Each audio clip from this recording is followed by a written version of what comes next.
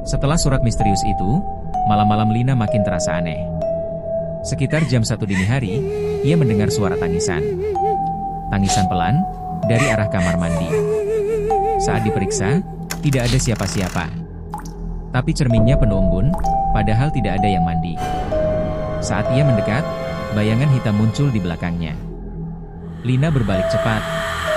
Tapi cermin itu hanya memantulkan dirinya yang ketakutan.